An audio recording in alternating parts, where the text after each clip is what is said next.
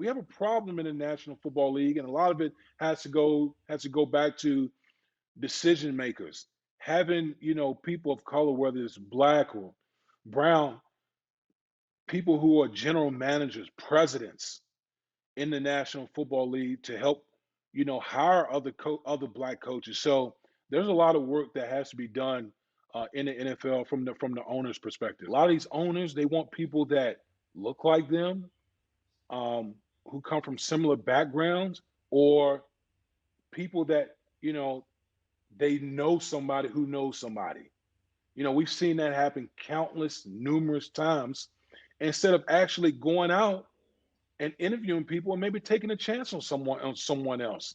When the Rooney Rule was first initiated, I believe there was like 7 NFL coaches, two black coaches were in the Super Bowl at the same time. I think it was And Tony Lovey Smith, Dungy yeah. and Lovey Smith. That number has dwindled to three coaches, not three black coaches. I think three coaches of color in the National Football League. So we have a problem.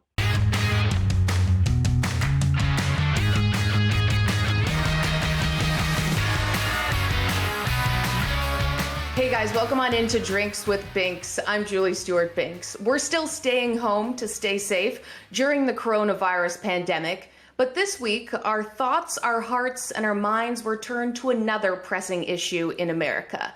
We're seeing in this country a huge revolution in the wake of the murder of George Floyd and countless other innocent black people at the hands of law enforcement officers. We've seen powerful protests across the country in the face of racial inequality, oppression, and racial injustice. And so we wanted to do our part on this show to be able to understand the perspective of black people in America, something I possibly can't understand myself. And so I was on Twitter and I noticed that ESPN NFL analyst Damien tweeted that he wanted to break bread and talk about what was happening and going on in the world with people. So I messaged Woody to come on the show. And with that, I'd like to welcome in ESPN NFL analyst, two-time Super Bowl champion Damien to Drinks with Binks.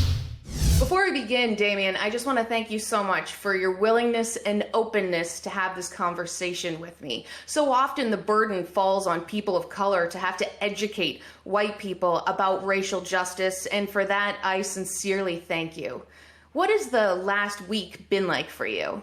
Well, Julie, first of all, thank you for having me on. I think there's been a lot of reflection this week, a lot of discussion, and I think the most important thing is we want to get the message out about what exactly has been going on in this country for a long time. Black folks, it doesn't matter class, how much money you make. Everyone has had certain experiences with law enforcement, just societal racism, that's just perpetuated all across society. And so what's really important right now is for those messages to be heard, to be said, because so many times when we get to the topic of racism in this country, everyone tunes out. They don't want to hear it. They want to. It's the big elephant in the room that nobody wants to talk about because it makes people uncomfortable. And for me, the goal is for everyone to get comfortable with being uncomfortable. How can we possibly change? How can we possibly move forward as a country if we're just comfortable with the status quo? And really, that's been my message this week. And Yeah, I heard you forward. discussing that on the Will Kane show, and just the idea that, this is not the first time, obviously, that we've had these conversations and that we've seen injustice like this in America and beyond. And that the idea that a lot of people have dismissed these conversations, as you mentioned, because they're uncomfortable or because maybe they just didn't feel like it involved them. What have you seen? What's been your perception of even just what's gone on, the reaction from what's happened in the last week? Well, there's a lot of anger. There's a lot of hurt in the community, particularly in the Black community, and people just want justice. We talk about certain principles in this country. Just one of them is supposed to be justice is blind. Well, that's not shared across the board. And I think the thing that myself and other, African Americans want to share is we really just want the same thing as everyone else. We want, we want safe environments. We want great education. When it comes to the, justice system, we want justice to be blind. We want it to be fair across the board. And I think it's when you see these uprisings, it's because we've been saying these type of messages, but you're not being heard. The community is not being heard. So what's the next step? The next step is civil unrest, and that's what we've been seeing. Do we want to do that? No. Do I condone looters and rioters? Absolutely not. But the one thing that, if you look at history in America, big change usually happens when we have these type of civil unrest, because it's kind of a wake-up call, like, listen, enough is enough. We need to address these things if we're going to move forward to a more perfect And there have union. been, these very powerful protests and messages from across the country.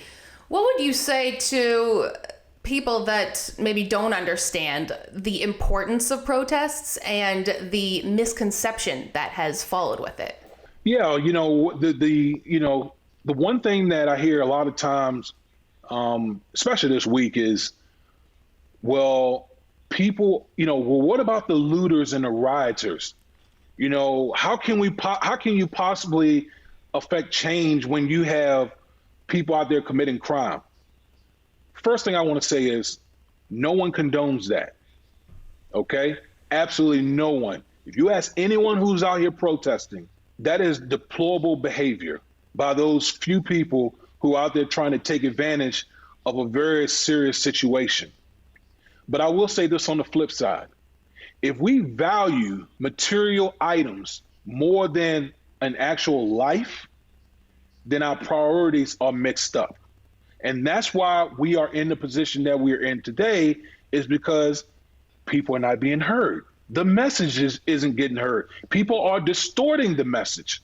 And we have to stay focused on the issues at hand if we want to move forward as a country. And being able to have those messages and to be so passionate about them, especially whether it affects you or whether it doesn't. We are all in this together to be able to help hear what these experiences are. And I think it's good to see people that maybe normally wouldn't have a platform to lend in this sort of regard and for these topics to shed light on it. And I think that it's been encouraging, at least from my perspective. You obviously have a completely different perspective, but to see a lot of people sort of take the time to educate themselves and to learn and to listen. Well, I think, Julie, that's absolutely right. The number one thing we have to do is we have to listen and we have to learn. We have to learn from our past, because that's the only way we can move forward as a country. And that's really been the encouraging thing to me. And I always say this, where everything starts, because that's what I hear from a lot of my white friends and white brothers and sisters out there, is, well, where do I start? Well, it starts in your heart. I think when you start with yourself, look at yourself in the mirror, and then your environment, your community, because everything is so tribal today. And through no fault of its own, some people live in bubbles and they don't see what's going on out here. They refuse that it's happening because it's just not happening in their immediate environment. And that's why it's so important for people to just listen, take a deep breath, and just listen. Just listen to some of the stories that people have to say, because guess what? The experiences I've had, I guarantee you, if you go out in the street and you ask any random Black person about an experience that I have, I guarantee you they've had similar or maybe the exact type of experience. That's not random. Mm-hmm. That doesn't just happen. There's an issue with the system as a whole, and we want to eradicate it. All right, we have a lot more to get to with Damien Woody on issues of racial injustice and oppression that have been around in the United States for hundreds and hundreds of years, and we are hopefully trying to make some kind of change as we go forward. We've got a whole lot more on the other side of Drinks with Binks. Don't go anywhere.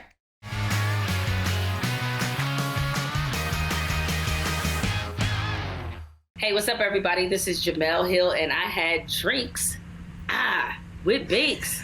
And I'm still standing. I'm sitting. See, that should let you know how drunk I am. Drinks with Binks.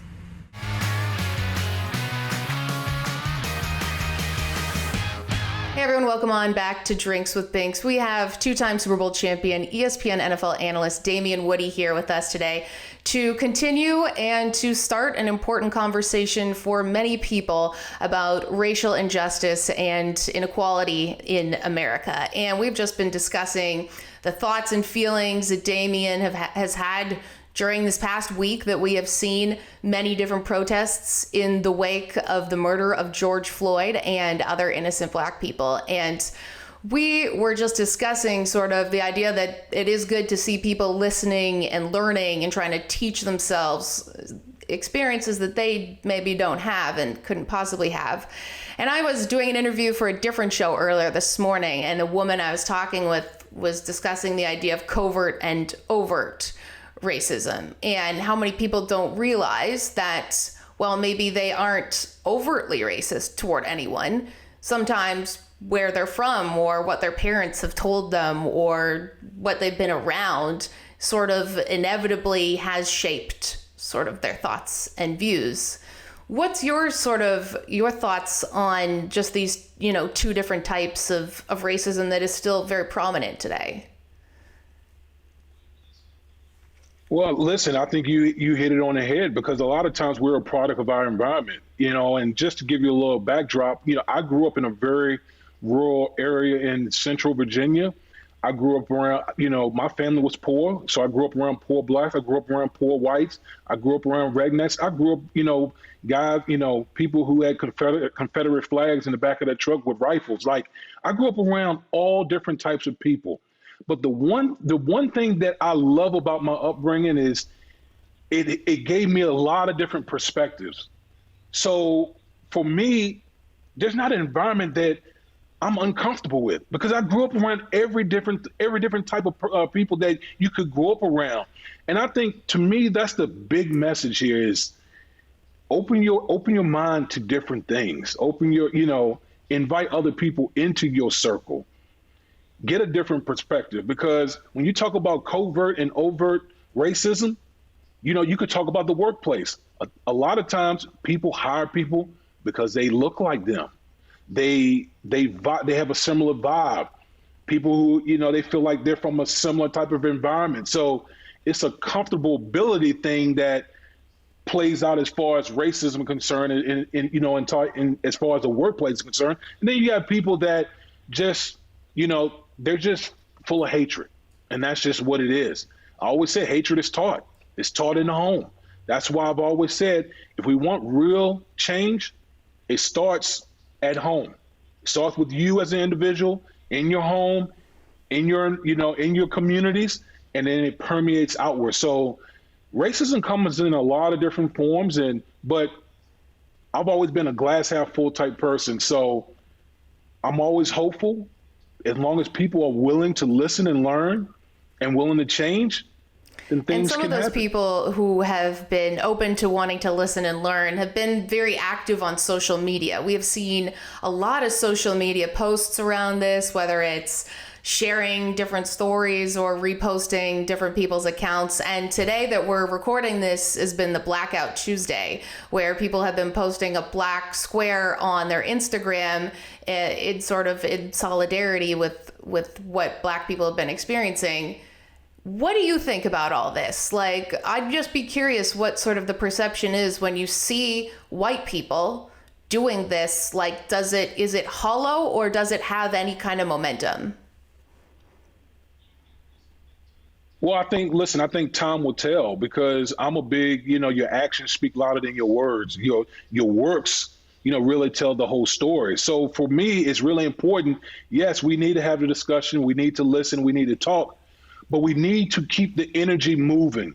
Once the smoke literally clears from a lot of cities around the country because of the protests, okay, what are we doing then?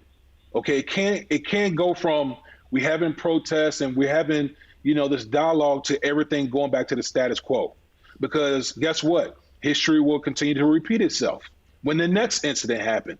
So my thing is, yes, okay, I'm okay with you posting black squares on Instagram, But what are we going to do, 2 weeks, a month, 6 months down the road? We got to keep the energy moving forward. And how do you think that can happen? Like, how do you think that can happen for anyone, but then also people who have a platform or who have a show or even like myself in something like this? Like, what would be sort of your advice to how we can keep that energy and that momentum going? Well, you have to stay engaged. Anything worth fighting for, you got to stay engaged with it. And I always said, if we want a more perfect union, then you have to get uncomfortable with yourself, because we're all creatures of habit. There are certain things that I like to do on a daily basis, and if I break away from it, guess what? It's uncomfortable to me. But if we want to better ourselves as individuals, as a country, then we need to break from old habits and implement things that will better not only ourselves, but our communities as a whole. So for me, when I talk about keeping that energy moving forward, it's continuing to having a dialogue. It's continuing to, get out there and vote and get involved in, politics, or just exercising your constitutional right of voting. To me, those are things that we can do not only as an individual, but as a community to affect big change. And that's what I'm talking about when I talk about voting. That's big change. But to me, the bigger impact is within yourself, right, and within your community. And I did hear you on Will Kane when you were discussing, the power of voting and just the need. If anyone was skeptical of voting before, this is when you really need to vote now. I'm Canadian. I'm not a citizen of the United States, so I can't vote. But for those people that say, oh, well, my vote doesn't count, or I'm in a state that already is overwhelmingly in one direction, what would you say to them? Well, I've always said, for me, if you don't vote, then guess what? The next person will. And you give up the right to complain about certain things if it's not the way that you want it, because you gave up your constitutional right to exercise your voice. And so for me, I've always been passionate about it. It goes back to, my family, my grandparents, they couldn't wait to vote because they went through the civil rights era where they were literally being denied the right to vote. So it meant that it meant that important to them. It was that important to them. So for me to see what, people, my family went through just to earn the right to vote, why wouldn't I exercise that myself? I would be doing a big disservice to a lot of people who came before me. And so that's why, for me, I'm so passionate about voting.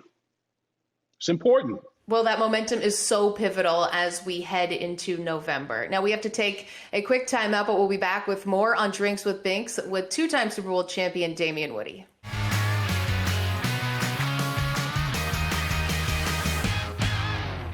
Hey, I'm Brandy Rhodes, Chief Brand Officer of AEW, and I gulped down Drinks with Binks, and I still got a ways to go.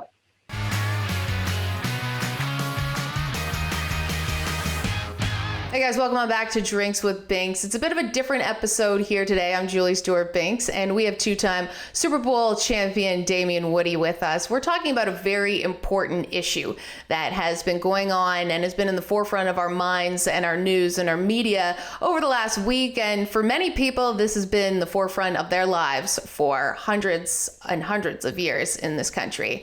And that is racism, racial inequality, injustice, oppression. And Damien has been giving us some great insight and perspective on what it's like to deal with this and what we can do to help. And Damien, you have 7 children, which is a remarkable feat in itself. But what have the conversations been like with your children about racism, and more recently, even just what's gone on in the last week? Well, Julie, for me, it's been great, having 7 children and having, a couple adult children. The conversations have just been fantastic because our kids, especially our older ones, they felt it before, they've experienced it before. So we're able to have a discussion about, hey, Dad, this is what I experienced in school, in college, when it was in session. This is what I experienced in high school. from my peers. And just to be able to have the back and forth and talk about, history and how things seem to play itself out. History repeats itself a lot of times over and over again. And to sometimes learn from my children. You can learn from anyone, and to the conversations that I have with my own children have been fantastic. So I'm always of the mindset of, we can have the discussion and we can come out better. We can come out more informed, and my kids, they're thirsty for knowledge, and I love that about them because it'll make them more well-rounded citizens of this country. Is there anything in particular that, you mentioned your younger children sort of bringing ideas to the table that they haven't had the life experience that you've had, but maybe they have sort of that innocent perspective. Has there been anything that sort of touched you in that way? Mm-hmm.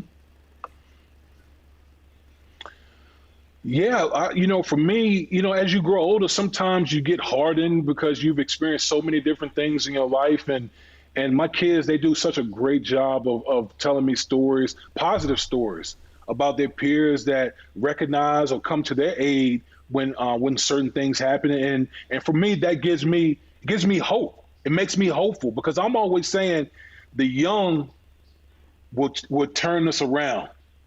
The younger generation will be the ones that will really exact change as a country. So my kids, they really make me hopeful, and they see everything that's going on, and the stories that they share with me. I know the country's definitely in good hands moving forward. Now, you wrote on Twitter, like in 2017, I saw a thread of tweets that was, in response to the similar things that we're talking about right now with racism. And from 2017 to now 2020, in what way has maybe the conversation either been different or similar to sort of the rants that you had back then? Well, really, the conversations have been the same because we're seeing the same type of things play itself out. I mean, you could go back, you could go to the 90s with, the Rodney King riots in Los Angeles. And, you could go down the list with, Michael Brown, Trayvon Martin. I mean, there's so many different incidences that have happened. And I just think we're at a inflection point. We're at a boiling point right now where you've literally seen the public stand up and say, enough, we've had enough.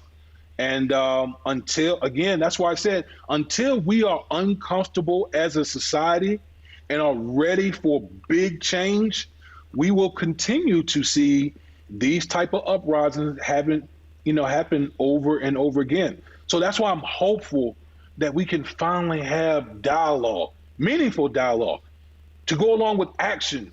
So we won't see these type of things repeat itself over and over again. And this time in our history has been extremely powerful and momentous, and we have to keep that energy going. And I know at ESPN don't usually talk about politics, but when you talk about race, it inevitably is an issue. We've seen, a lack of leadership in this realm right now. What is it about what's going on in this current climate that has maybe made this issue have more steam than it has in the past? Well, I think, Julie, the big thing is when you see something, it's one thing when you talk about things that happen, but when you have video of something so vile and malicious happen right in front of our eyes as a country, and then to see what has happened, what has transpired after, you have no choice. You have no choice to talk about these things because what we're talking about supersedes sports.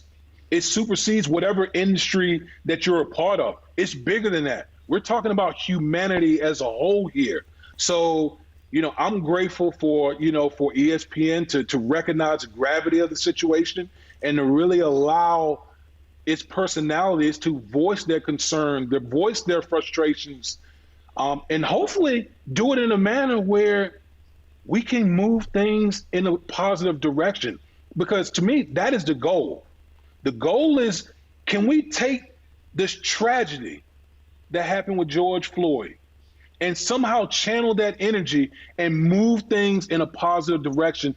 If we can do that, boy, we can put ourselves in a great situation. Definitely. And as you mentioned, it does supersede sports. It's humanity. It's It's every single person, Black person in America. And it's not just America, even though, our politics and sort of what's gone on in this environment sort of has lent themselves to this situation.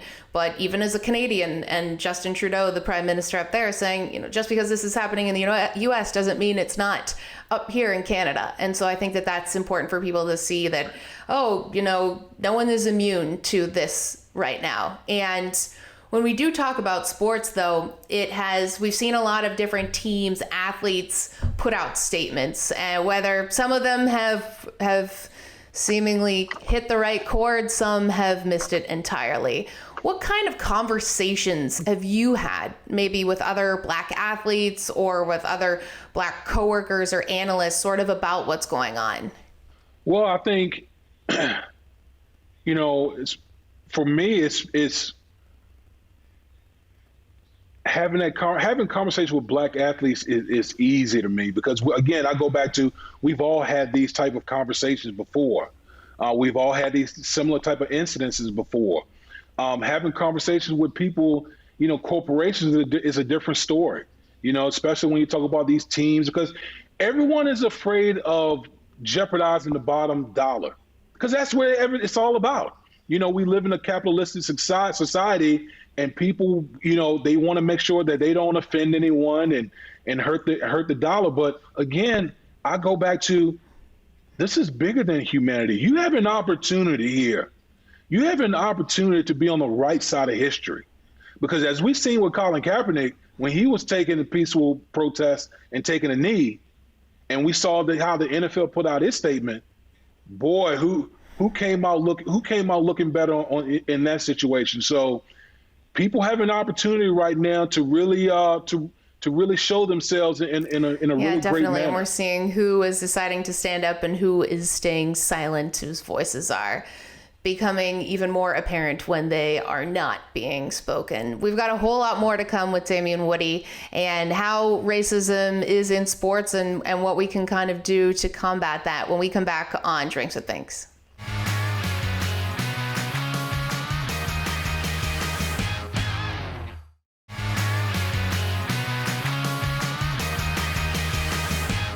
Hey guys, welcome back to Drinks with Binks. We've got two-time Super Bowl champion Damien Woody with us here today to discuss racism in America and what we can do to try to help and change this issue that has been prominent for hundreds of years within this country. And we've now shifted our attention to sports and the issues that persist within there, which of course sometimes are a microcosm for what's going on in the rest of the world.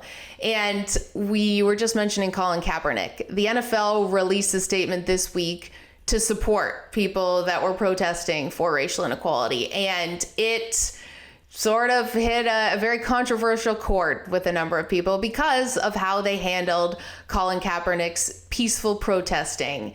What is your sort of general feeling about what the NFL is sort of saying at this moment?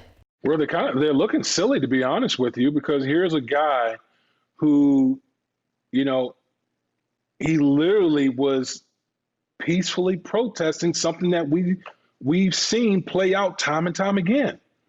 Something that played out last week with George Floyd. And he was essentially blackballed from the NFL for a peaceful protest. And again, it goes back to the bottom dollar. The NFL chose, in my opinion, the bottom dollar over standing side by side with one of his players on a critical issue of humanity. And so when the NFL released a statement, all you could do is sit back and laugh, really, because everyone said at the time, NFL, you have a chance to be either on one side of history or the other. You fast forward, 3 years, and we see where the country is right now, and the NFL just doesn't look really good at this moment. So hopefully this is a teaching moment, not only for the NFL board, but for a lot of corporations when it comes to issues of humanity. Damien, in what way can the NFL repair some of the issues they caused by not supporting Colin Kaepernick? How can they show solidarity to try to change things? Well, again, to me, it goes back to actions. It's one thing to put out a statement. We're going to see, we probably have seen 32 statements from NFL teams. But are you ready to get down to the nitty gritty, as I like to say? Are you ready to, be in the streets? Are you ready to have meetings with law enforcement? Are you ready to have meetings with people in government, whether it be state or federal, to have these tough conversations? Because that's the only way things are going to change. Things aren't going to change by putting out a statement, okay? And people see right through those type of things. People want to know, okay, if you're serious about this issue, if you're transparent and you really want things to happen, what actions are you going to take? Because the NFL is a very, very powerful entity. Football is the most famous, most likable sport in America. So they have a huge platform that they can use. Are they going to choose to use it in a way to keep this energy moving forward, like we talked about early in the show, or they're going to stand pat and just kind of wait for the smoke to clear and go back to the status quo? And the Players Coalition started, making some movement in this realm over the last little while. What do you think maybe they could do to sort of take this to the next level? Like, what would that look like? Well, listen, obviously, everything to me starts organically in the community and permeates its way outward. And I know the Players Coalition, they've worked with state governments, local communities, as far as, just laws, and, they've worked on bail reform and, criminal justice reform, a lot of things that we're actually talking about, as far as a society right now. So I think they got to continue to do those things, continue to work within the community, continue to work with local, state, and federal, officials, because that, to me, is how you affect big change. Get putting people in places of power, getting laws changed, so we don't see the repeat of things happening. Holding people accountable. That's the only way we're going to get big change in this country, is by implementing those type of actions. And what do you think? I mean, sort of all eyes on Colin Kaepernick now, but all eyes on owners that sort of scoffed at his protest. What do you think will maybe be the effect or the reaction that the owners will feel now, seeing what has transpired this last week as it pertains to Colin Kaepernick? Like, is there any way that their thoughts and opinions on him could change? Well, I mean, that's a great question. And I think only time will tell to see if they, give him another shot at being back in the National Football League. But people are going to have their eyes on the NFL only because of, the protests of Colin Kaepernick and how everything played out to where we're at right now, with the country being in peril over the murder of George Floyd. So the NFL, they can't stand pat. People are kind of hip to the game, as I like to say. They're waiting to see what part the NFL is going to play in the big picture here, because everyone's going to assume, okay, the NFL is just going to play the waiting game and see and just wait this thing out and hope for calm and then just go back to business as usual. No, we're past that now. We're past that. And I think people are going to keep putting the heat on the NFL, and they're going to hold their feet to the fire. Speaking of keeping people accountable, we noticed that San Francisco 49ers also joined in on the social media blackout today by posting the square that everyone is doing in solidarity for Black Lives Matters. What's your impression of that, knowing that this was the team that really did not support Colin Kaepernick? Ironic, huh? Ironic. And I just go back to history. History has a way of documenting and just playing itself out. We saw what Colin Kaepernick was doing, and we saw, what the San Francisco 49ers did. And so with the San Francisco 49ers, it goes back to what I just said, basically. Is this smoke and mirrors, or are you actually committed to doing something that has some meat on it? That's what I want to see. That's what everyone's going to look at when it comes to this, not only the San Francisco 49ers, but all of these teams. Are you really committed to change? Because guess what? Over 70% of the National Football League is African American. So, this is the NFL's chance to really step up. And to the NFL has a number of other changes that they need to make in terms of maybe matching or at least getting close to a percentage in terms of Black coaches and people in position of power. And we're going to talk about that and a whole lot more when we come back after this break with Super Bowl champion Damien Woody on Drinks with Binks.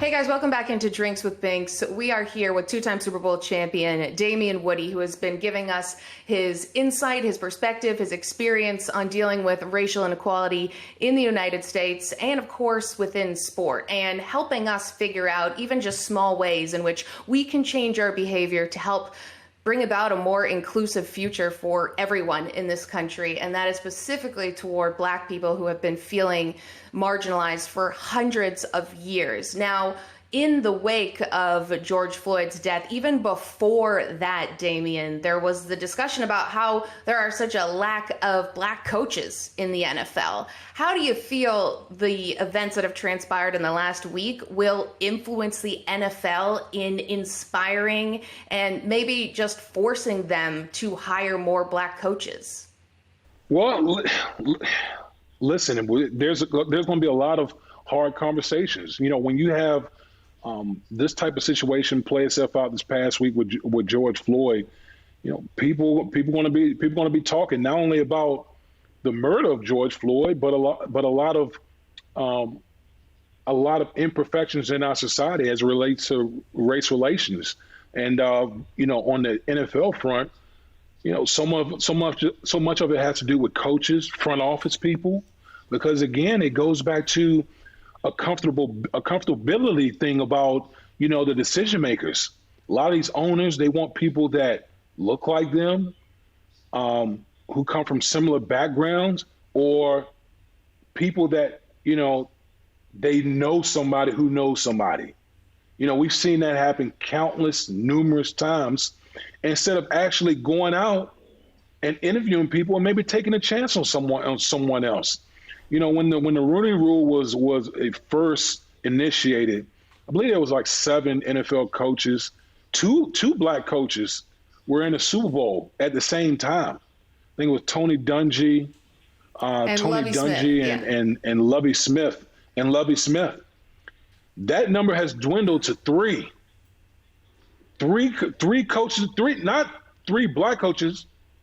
I think 3 coaches of color in the National Football League. So we have a problem. We have a problem in the National Football League, and a lot of it has to go back to decision makers, having people of color, whether it's Black or brown, people who are general managers, presidents in the National Football League to help hire other Black coaches. So there's a lot of work that has to be done in the NFL from the owner's And just on perspective. that topic, we had a guest, a former vice president of the New England Patriots. You probably know him, Scott Pioli, who was on discussing his just his work with trying to, whether it's helping minorities or helping women sort of get into these positions that hadn't been before, and that it takes, he said he'd had a lot of hard conversations with people that he worked with that didn't feel the same way as him.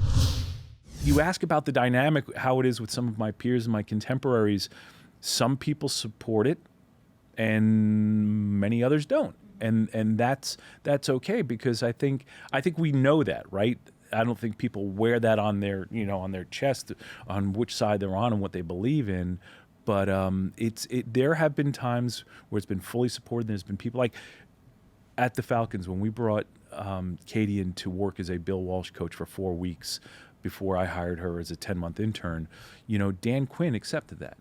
That was his coaching staff. He had the right to say yes or no, and Dan accepted that. He wanted to understand it and what some of the dynamics might be that people are afraid of, or that he was afraid of. And that's the funny thing is, in this work, I think people worry about and think about possibilities that are just overblown. It kind of sucks saying like it takes a white male dude to sort of make this change, but it does in sort of the society we have right now. Well, that's why it's, for me, it's so important to have allies, because again, Black folks have numerous stories of injustices that have happened, but in order for us to change as a society, we have to have allies, white allies to, back us up, to help eradicate, racial injustices or overt or covert racism. That's how we really going to get this thing moving forward, because it can't just be black folks doing the heavy lifting. It has to be everyone collectively doing the lifting in order for us to really change this thing. I mentioned I'd interviewed 2 women this morning from USA Softball, and they mentioned that they felt that their teammates were very supportive of them when they played and, were always so together, but then not necessarily off the pitch and off the field. Have you ever felt that way in terms of when it comes to sports? Oh, absolutely. The beauty of the locker room is you got guys that come from all different backgrounds: black, white, conservative, liberal, everything, working towards a common goal. That's the beauty of sports. But at the same time, not everyone in the locker room are friends. We're colleagues. If we happen to build a relationship where it goes beyond colleagues, it's great. But a lot of times, once you leave the locker room, everyone goes back to their respective families, their respective communities, and the tribalism still plays itself out. So, I've always said that the locker room is great. Society can learn a lot from the locker room, but there's still things within a locker room that we still have to address, because we're still people within the locker room itself. And we have to go to break, but I do want to ask you a follow-up question to that. We will just have to ask that on the other side on Drinks with Binks with ESPN NFL analyst Damien Woody.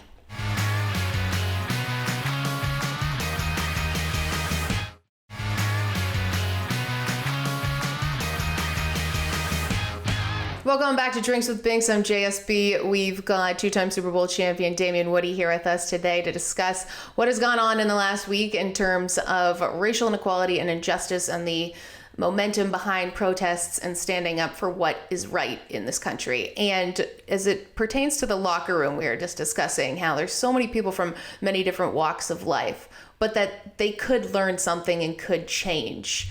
What is it, if you were maybe to address an NFL team or a locker room as it pertains to racism, what would you say?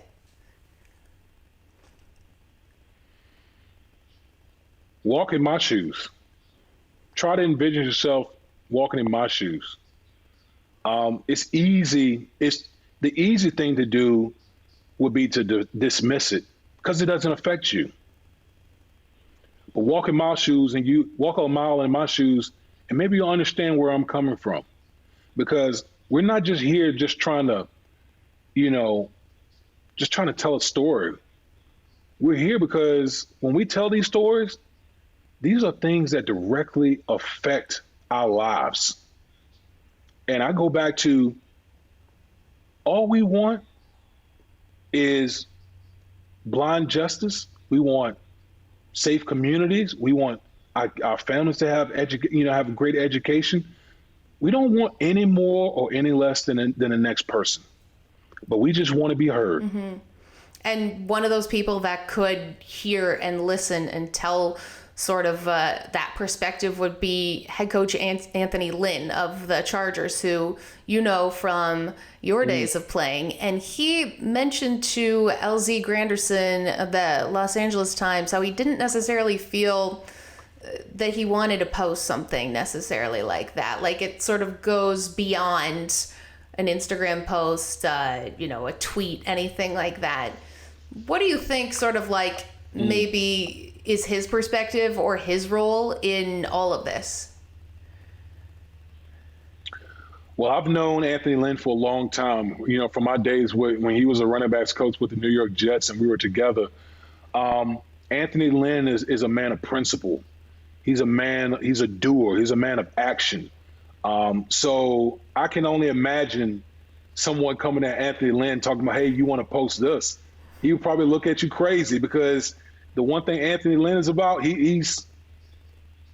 if he says he's going to do something, he's going to do it. He's not going to just post. He's going to do it with action. And I think, that's the mindset of a lot of people out here. Yes, it's good. I can applaud people for wanting to post, but at the end of the day, what are you going to do? What are you going to do out here? Because posting it's not going to affect real change. Real change is going to happen by having those tough conversations, making people uncomfortable. Okay? Going out here and registering people to vote. Calling out people not only in your family, but in your communities when you see things that isn't right.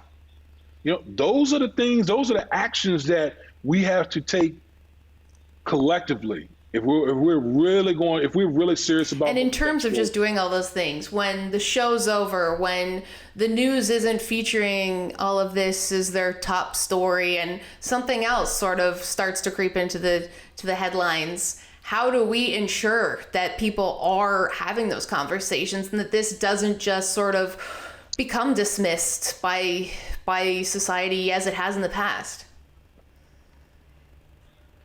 Well, I think it's the energy. It's the energy that we have to bring to the table, because if you're bringing the same energy that you have now and you continue it can't be ignored. And that's been my whole argument or my whole statement about everything that's going on. Keep the same energy. Don't let it up. Keep this same energy, because guess what? Another distraction is going to come. But to me, this is too important. It's too important to let this off the hook.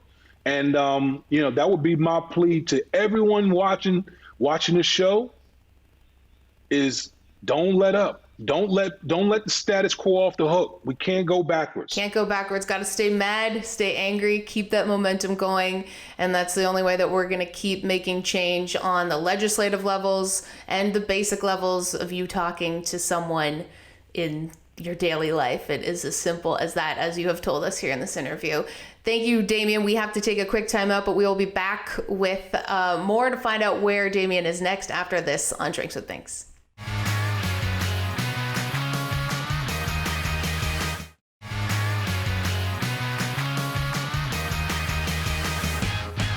Well, we've had an incredible time learning more about what it's like to experience racism and the perspective that Damien Woody has here with us today. Of course, we can't fully understand that, especially for myself, but I'm hopeful that I can provide a platform with you here today that helps educate and teach people something maybe they haven't thought of before, push them to have those difficult conversations, feel uncomfortable, as you told us.